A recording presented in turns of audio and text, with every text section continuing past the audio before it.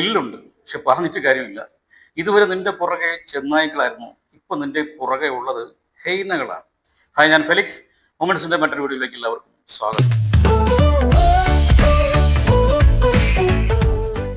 ഇന്ന് എൻ്റെ ഈ വീഡിയോയുടെ, വേടനെ കുറിച്ചുള്ള ഈ വീഡിയോയുടെ എൻ്റെ തമ്മന പോലും വേടന്റെ പാട്ട് രീതിയാണ്. വേട നിനക്കിട്ടാണ് ഇവന്റെ ഏറ്, വേട കരയല്ലേ തിരിയല്ലേ പാട്, പാട്ട് കേട്ടവന്റെ കുണ്ടിക്ക് 100 വട്ടം ചാട്ടവാറടി കൊണ്ട് പുളയട്ടെ. ഇതാണ് എൻ്റെ ഈ വീഡിയോയ്ക്ക് ഞാൻ ഇടാൻ ഉദ്ദേശിക്കുന്ന പേര്, അതായത് തമ്മന. നമുക്ക് ആദ്യം ഒരു വീഡിയോ കാണാം.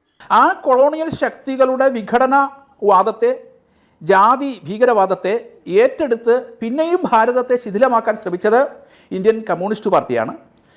അതേപോലെ ഇവിടുത്തെ ജിഹാദി ശക്തികളാണ്. ഇന്ന് ഈ ജിഹാദി കമ്മ്യൂണിസ്റ്റ് ശക്തികളെ നമുക്ക് വേർതിരിച്ചറിയാൻ പോലും കഴിയാത്ത തരത്തിൽ അവർ ഐക്യപ്പെട്ട് കഴിഞ്ഞിരിക്കുന്നു. ഭാരതത്തെ എങ്ങനെയും ശിഥിലമാക്കണം, അതിന് കിട്ടുന്ന ഏത് ടൂളിനെയും ഉപയോഗിക്കുക എന്നുള്ളതാണ്. റാപ്പർ വേടൻ എന്ന് പറയുന്ന കലാകാരൻ സത്യത്തിൽ അവരുടെ കയ്യിലെ ഒരു ഉപകരണം മാത്രമാണ് എന്നാണ് ഞാൻ കരുതുന്നത്. ഇപ്പോൾ നീ ജിഹാദിയാണെന്ന് പറയും, പിന്നെ കുറെ കഴിയുമ്പോൾ ഇവർ തന്നെ നിന്റെ ജാതി മാറ്റി ഇവരോടൊപ്പം കൂട്ടും എന്നവർ പറയും. ഈ പറയുന്നവർക്ക് ബോധമില്ല, എന്നാൽ ഈ കേൾക്കുന്നവർക്കെങ്കിലും ബോധമുണ്ടെന്ന് തിരിച്ചറിയാൻ ഈ ബോധമില്ലാത്തതുകൊണ്ട് ഇവർക്ക് തിരിച്ചറിയാനും കഴിയുന്നില്ല. അതാണ് യഥാർത്ഥ സത്യം. വേടൻ കടലിന്റെ മക്കളെ കുറിച്ച് പാടുമ്പോൾ, അതായത് കടലമ്മ കരഞ്ഞല്ലേ പെറ്റത്, കണ്ണീരുള്ള മകളല്ലേ കട്ടത്, കടലിന്റെ മക്കള കടലിന്റെ ഉപ്പ് കാന്തി മീനും മണക്കും, നടുക്കടലിൽ കൊണ്ടാൽ കാറ്റുകൊണ്ട് ചോര മണക്കും, നാളെ കര കാണുമോ അതോ ഇരയാകുമോ. അതുപോലെ തന്നെ നമ്മുടെ നവോത്ഥാന നായകരെ കുറിച്ച്, അവരുടെ പോരാട്ടത്തെക്കുറിച്ച്, നമ്മുടെ ഗാന്ധിയൻ അയ്യങ്കാളിയെ കുറിച്ചൊക്കെ പാടുമ്പോൾ, ഉത്തമരെല്ലാരും കല്ലെറിഞ്ഞ് ആ കല്ല് കൊണ്ടെൻ്റെ മുഖം മുറിഞ്ഞ്, ആ കല്ലു പെറുക്കി ഞാൻ പാത വിരിച്ചതിൽ വില്ലുവണ്ടിയേറി പായുമ്പോൾ ആ തലപ്പാവിനെന്ത് തിളക്കം, ആ തലപ്പാവിനെന്ത് തിളക്കം. ഈ പാട്ടിലൊക്കെ എവിടെയാണ് ഈ ജിഹാദിസം എന്ന വാക്ക് പോലും ശരിയാണോ എന്ന് എനിക്കറിയില്ല. എവിടെയാണ് ജിഹാദിസം എന്ന് എത്ര പരിധി നോക്കിയിട്ടും എവിടെയും കാണാൻ കഴിയുന്നില്ല. പണ്ട് ഇന്നസെന്റ് പറഞ്ഞൊരു കാര്യമുണ്ട്. അതായത് ഒരു വിവാദ പ്രശ്നം വന്നപ്പോൾ അദ്ദേഹം നടത്തിയൊരു വിവാദ പരാമർശമായിരുന്നു. അതായത് ഈ പ്രായമാകുമ്പോൾ വീട്ടിലിരുന്ന് രാമനാമം ജപിക്കുന്നതിന് പകരം മറിഞ്ഞുകൂടാത്ത വിഷയങ്ങളിൽ അഭിപ്രായം പറഞ്ഞാൽ ഇങ്ങനെ ഇരിക്കുമെന്നായിരുന്നു അദ്ദേഹത്തിന്റെ ഒരു പരാമർശം. കേസരി പത്രത്തിന്റെ എഡിറ്റർ NR മധുവിന് ഇതുവരെയും നേരം വെളുത്തിട്ടില്ല എന്നാണ് എനിക്ക് തോന്നുന്നത്. അതോ ഇനിയിപ്പോ നമ്മുടെ കേസരി പത്രത്തിന്റെ ഒരു എഡിറ്റർ മാത്രമായി എനിക്ക് ഇരിക്കാനും കഴിഞ്ഞിട്ടുള്ളൂ എന്നുള്ള നിരാശ കൊണ്ടാണോ എന്നറിയില്ല. സത്യത്തിൽ ഇദ്ദേഹത്തെ പോലെ ഉള്ളവരാണ് ഇപ്പോഴും ഈ വിഭാഗീയത വളർത്തുന്നത്. ആളുകളുടെ ഇടയിൽ സംഘർഷത്തിനുള്ള വെടിമരുന്നൊക്കെ ഇടയ്ക്കിടയ്ക്ക് ഇട്ട് കൊടുക്കുന്നത് ഇത്തരം ആൾക്കാരാണ്. ഇദ്ദേഹം ഇപ്പൊ ചെയ്തുകൊണ്ടിരിക്കുന്നതും ഇത് തന്നെയാണ്. ഈ ചെറുപ്പക്കാരൊക്കെ പ്രധാനപ്പെട്ട കീ സ്ഥാനങ്ങളിലൊക്കെ വരണം എന്ന് പറയുന്നത് എന്തുകൊണ്ടാണ്? അവർക്ക് മാത്രമേ മാറ്റം അനുസരിച്ചു മാറി ചിന്തിക്കാനും പ്രവർത്തിക്കാനും ഒക്കെ സാധിക്കും. സാറിന്റെ കാലഘട്ടത്തിലെ ഒച്ചഴിയുന്നത് പോലെയല്ല ഇന്ന് മാറ്റം എന്ന് പറയുന്നത് സൂപ്പർസോണിക് വേഗതയിലാണ് ഇന്ന് മാറ്റങ്ങൾ സംഭവിച്ചുകൊണ്ടിരിക്കുന്നത്. ഈ വേളയിലൊക്കെ ഇത്തരം വിടുവായുത്തങ്ങളൊക്കെ താങ്കളെ പോലുള്ളവർ വന്ന് പറയുമ്പോൾ ചിലതൊക്കെ ചൂണ്ടിക്കാണിക്കാതിരിക്കാൻ ഒരു നിവൃത്തിയില്ല. അതുകൊണ്ട് മാത്രമാണ് ഈ ഒരു വീഡിയോ. ഈ സനാതന ധർമ്മത്തിൽ ബ്രാഹ്മണനും ക്ഷത്രിയനും മേൽജാതി കീഴ്ജാതി ഒന്നുമില്ല. ഈ നവോത്ഥാന നായകർ പരിഷ്കരിച്ചൊരു സമൂഹമാണ് നമ്മുടേതെന്നാണ് താങ്കളുടെ തിരുമൊഴിയിൽ നിന്ന് ഊർന്നു വീണ ഒരു അർത്ഥവാക്യം. ഇപ്പോഴും താങ്കൾ ഈ ലോകത്ത് തന്നെയാണോ ജീവിക്കുന്നത്? താങ്കൾ ഈ മേൽജാതി കീഴ്ജാതിയിൽ വന്നിട്ടുള്ള ഒരു പരിഷ്കരണം അത് എവിടെയാണെന്ന് കൂടി പറഞ്ഞാൽ നമുക്ക് നന്നായിരിക്കും. അതായത് ജാതിയിൽ ഇന്ന് ഒരിടത്ത് നിൽക്കുന്നത് ബ്രാഹ്മണൻ മാത്രമാണ്, ബാക്കി എല്ലാവരും താഴോട്ടുള്ള എല്ലാവരും ഒരു 32 അടി ദൂരെ മാറിയാണ് നിൽക്കുന്നത്. താങ്കളും ആ കൂട്ടത്തിൽ നിൽക്കുന്ന ഒരാളാണ്. അതുകൊണ്ട് പ്രത്യേകിച്ച് ഇതിനെക്കുറിച്ച് താങ്കളോട് പറഞ്ഞു തരേണ്ട ആവശ്യമുണ്ടെന്ന് എനിക്ക് തോന്നുന്നില്ല. ഒരുപക്ഷെ ഈ മേൽജാതി കീഴ്ജാതി ആളുകളുടെ ഒരു പരിഷ്കരണം എന്ന് പറയുന്നത് ഈ 32 അടിയിൽ നിന്ന് കുറച്ചുകൂടി ദൂരോട്ട് പോയതാണ് താങ്കളുടെ ഒരു പരിഷ്കരണമെങ്കിൽ തീർച്ചയായിട്ടും ഞാൻ 100% താങ്കളോട് യോജിക്കുകയാണ്. നമുക്ക് തൽക്കാലം ഒരു വീഡിയോ കാണാം.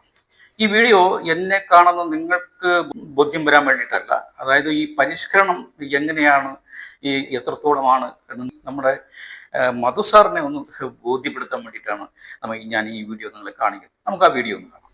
എന്നെ ചോദ്യം ചെയ്തു, ഉറങ്ങാനൊന്നും സമ്മതിച്ചില്ല. വെള്ളം ദാഹിച്ചപ്പോൾ പറഞ്ഞ ശുചിമുറിയിൽ പോയി വെള്ളം എടുത്ത് കുടിക്കും. ചെയ്യാത്തൊരു കുറ്റത്തിൽ ഞാൻ അവരെ മാല കണ്ടിട്ട് തിരിയുന്നു. ആ സാറാണ് എന്നെ ഭയങ്കരമായിട്ടും അനുഭവിച്ചിട്ടുള്ളത്. ഭയങ്കര എന്ന് പറഞ്ഞാൽ എപ്പോഴും എനിക്കത് താങ്ങാൻ കഴിയാത്തൊരവസ്ഥയാണ്. നിങ്ങൾ ഈ കണ്ട വീഡിയോ, ഒരു ദളിത് യുവതിയെ ഒരു മോഷണക്കുറ്റം ചാർത്തിയിട്ട് പോലീസ് അറസ്റ്റ് ചെയ്യുകയും ഒരു രാത്രി മുഴുവനും ആ സ്ത്രീ അവിടെ ഇരുത്തി. അവരൊരു വെള്ളം കുടിക്കാൻ വെള്ളം ആവശ്യപ്പെട്ടപ്പോൾ ബാത്റൂമിൽ ബക്കറ്റിൽ വെള്ളം കൊണ്ട് പോയി കുടി എന്നാണ് ആ പോലീസുകാർ പറഞ്ഞത്. നമ്മൾ ഒരു കാര്യം മനസ്സിലാക്കേണ്ടത്, ഈ മാല നഷ്ടപ്പെട്ടു എന്ന് പറയുന്ന ഉടമസ്ഥർ തന്നെ മാല കിട്ടി എന്ന് പോലീസ് സ്റ്റേഷൻ വിളിച്ച് അറിയിച്ചിട്ട് പോലും ഇവർ വിട്ടയച്ചില്ല എന്നുള്ളതാണ്. പിന്നീട് അടുത്ത ദിവസം ഇവരുടെ ഭർത്താവൊക്കെ വന്നിട്ടാണ് ഈ സ്ത്രീയെ കൂട്ടിക്കൊണ്ടുപോകുന്നത്. അതിനുശേഷം ഈ സംഭവം നടന്നതിന് ശേഷം ഒരു പരാതി നമ്മുടെ മുഖ്യമന്ത്രിയുടെ പൊളിറ്റിക്കൽ സെക്രട്ടറി പി ശശിക്ക് ഇത് കൊടുക്കുകയുണ്ടായി. പക്ഷെ അദ്ദേഹം അത് വായിച്ചു നോക്കാൻ പോലും കൂട്ടാക്കില്ല എന്നാണ് അവരുടെ ഒരു കംപ്ലൈന്റ്. സ്ത്രീകളെ സംബന്ധിക്കുന്ന കാര്യമാണെങ്കിൽ, അത് കേസെടുക്കേണ്ട സംഗതിയാണെങ്കിൽ വൈകുന്നേരം 5 മണിക്ക് ശേഷം അവരുടെ വീട്ടിൽ പോയി ഒരു വനിതാ പോലീസിന്റെ സാന്നിധ്യത്തിൽ അവരുടെ മൊഴി രേഖപ്പെടുത്തണമെന്നും അത് കേസെടുക്കേണ്ട ഗൗരവമുള്ളതാണെങ്കിൽ അവർ രാവിലെ അവരുടെ ബന്ധുക്കളെയും കൂട്ടി സ്റ്റേഷനിൽ ഹാജരാകണമെന്നും അതിനുശേഷം അറസ്റ്റ് രേഖപ്പെടുത്തി നടപടികൾ സ്വീകരിക്കണമെന്നാണ് നിയമം. ഒരു ദളിത് യുവതി ആയതുകൊണ്ടല്ലേ സാറേ ഇങ്ങനെയൊക്കെ സംഭവിച്ചത്?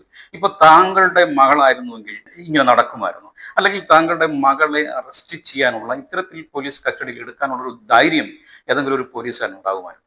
താങ്കളുടെ നവോത്ഥാന നായകന്മാർ പരിഷ്കരിച്ചൊരു സംസ്ഥാനത്ത് ഇന്ന് നടക്കുന്നതാണ് സാറേ നമ്മളിപ്പോൾ കണ്ടത്. ഈ മേൽജാതിക്കാരുടെ കേമത്വം പറയാൻ ഈ വൈക്കം സത്യാഗ്രഹത്തിൽ ആ ജാഥ നയിച്ചത് മന്നത്ത് പത്മനാഭനാണെന്ന് താങ്കൾ പറയുന്നുണ്ട്. അതുപോലെ തന്നെ ആ ജാഥയ്ക്ക് പാട്ടെഴുതി കൊടുത്തത് ഒരു ബ്രാഹ്മണനാണെന്ന് നമ്മുടെ ഈ കോഴിക്കോട് തളി ക്ഷേത്രത്തിൽ സ്ഥാപിച്ചിരുന്ന തീണ്ടപ്പലക എടുത്തു മാറ്റിയതൊരു അയ്യരാണെന്നൊക്കെ താങ്കൾ പറയുന്നു. ഇവരൊക്കെ RSS അംഗങ്ങളോ അല്ലെങ്കിൽ RSS ശാഖയിൽ ഒന്നും ലെഫ്റ്റ് പറഞ്ഞു സല്യൂട്ട് അടിച്ചവരോ അല്ലല്ലോ സാറേ.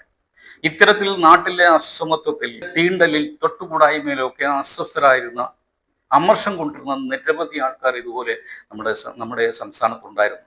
അവരുടെ പിന്നിൽ അണിനിരന്ന് അയിത്വം കൽപ്പിക്കപ്പെട്ട ഒരു വലിയൊരു ജനാവലി തന്നെ അവരുടെ പിന്നിലുണ്ടായിരുന്നു. നിർഭാഗ്യമെന്ന് പറയട്ടെ, അവരൊക്കെ മൺമറഞ്ഞു പോവുകയും അവരുടെ ഒക്കെ സ്ഥാനത്ത് നമ്മുടെ പൊളിറ്റിക്കൽ സെക്രട്ടറി പി ശശി പോലെയും താങ്കളെ പോലെയും ഉള്ളവരൊക്കെ വന്ന് ഇരിക്കുന്നതാണ് ഈ സംസ്ഥാനത്തിന്റെ ഒരു ഗതികേട്. CPM-നെ വിമർശിക്കുന്നത് താങ്കൾക്ക് ഈ ചരിത്രബോധമില്ലാത്തത് കൊണ്ടാണെന്ന് പറയേണ്ടി വരും.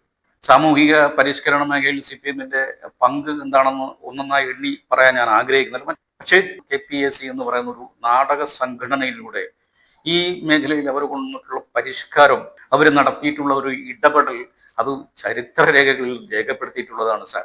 താങ്കളെപ്പോലെ ബ്രിട്ടീഷുകാർക്ക് മാപ്പെഴുതി കൊടുത്തൊരു ചരിത്രമല്ല അത്. യഥാർത്ഥ കമ്മ്യൂണിസ്റ്റുകാർ നെഞ്ചുവരിച്ച് നടക്കുന്നുവെങ്കിൽ അതൊക്കെ ഇത്തരം നാളുകളിലൂടെ പ്രസ്ഥാനം കടന്നു വന്നിട്ടുള്ളത് കൊണ്ടാണ് സാർ. വേടനെ താങ്കളും താങ്കളുടെ ഈ മേൽത്തട്ടുകാരും ഭയപ്പെടുന്നതിന് ഒറ്റ കാരണം മാത്രമേ ഉള്ളൂ.